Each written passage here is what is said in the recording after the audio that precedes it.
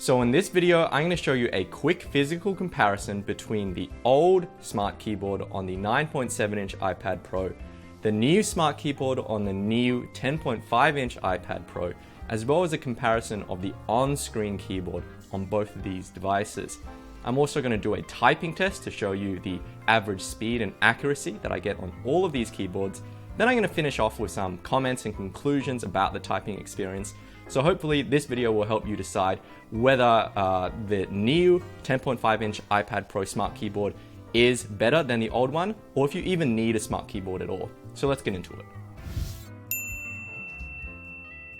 So if you've used the Smart Keyboard on the 9.7-inch iPad Pro, you'll immediately recognize that the new Smart Keyboard on the 10.5-inch iPad Pro is basically the same idea.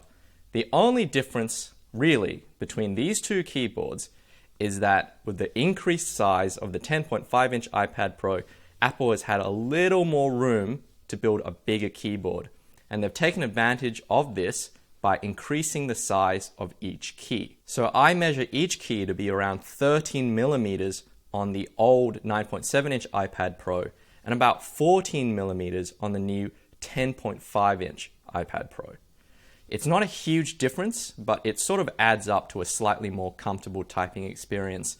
You still don't get multimedia control keys on the new 10.5-inch iPad Pro, which honestly I miss from having a normal Mac keyboard. And you also don't get a backlit keyboard, which is also a little disappointing. I think there are some options, say from Logitech, which are a little better in this regard.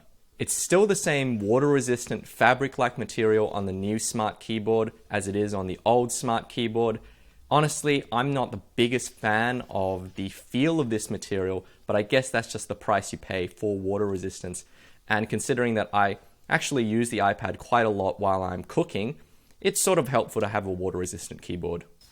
So in terms of weight, I measure the old Smart Keyboard at 232 grams, and the new Smart Keyboard, which is a little bigger, comes in a little bit heavier at 246 grams. This brings the total weight of the iPad with the Smart Keyboard to 688 grams on the old 9.7-inch iPad Pro and 730 grams on the new 10.5-inch iPad Pro.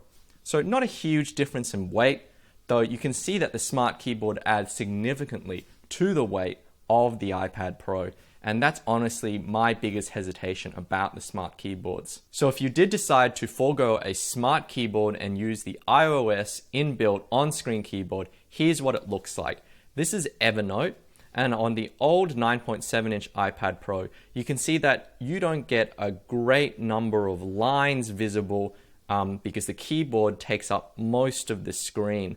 That said, I've been able to use the on-screen keyboard in a pinch pretty effectively, and I'll show you in the typing test what that's like.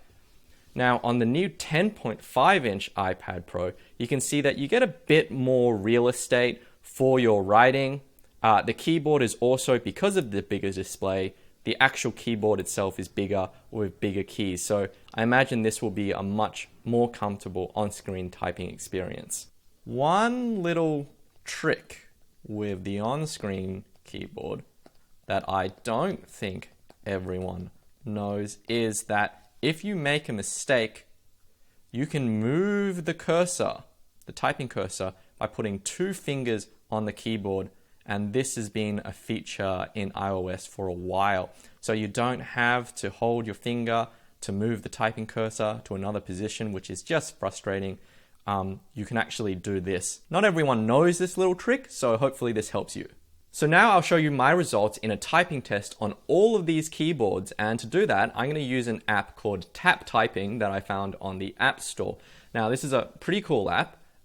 It has a free inbuilt typing test that runs through 3 selections of text, and then it gives you an average result of speed and also typing accuracy. Now, I believe that if you pay for the app, you also get some touch typing lessons, but the typing test itself is free, and I'll link it in the description of this video so you can try it yourself at home. So, let's get started.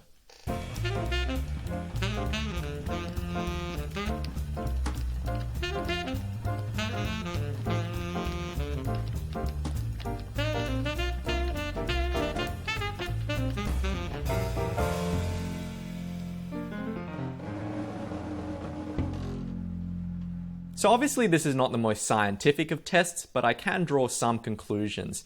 I definitely feel like that the increased size on the new 10.5-inch smart keyboard really improves both the accuracy and just the comfort of the typing on this keyboard, just because my fingers don't feel as cramped together when I'm typing. So I really do like the improvement, and I do feel like that the smart keyboard is a bigger advantage on the 10.5-inch than it is on the 9.7-inch. Even though the display is bigger on the new 10.5-inch, I don't really feel like it really helps with using the on-screen keyboard. Because at the end of the day, the real problem with the on-screen keyboard is that your fingers, or at least my fingers, have a tendency to drift, so that when I think I'm hitting a key, I'm actually a few millimeters too much to the left or to the right. And no amount of spacing will really improve that situation compared to having physical keys that kind of tether you to your position on the keyboard. Still, if you're concerned about weight or you just don't want to pay for the smart keyboard, you can get decently fast with the with the on-screen keyboard in a pinch. So hopefully this video helped you out, and click the like button if it did. Leave a comment, let me know what you think, and of course you can subscribe for future videos that I'm going to be making about the iPad Pro or anything else. Anyway, see ya!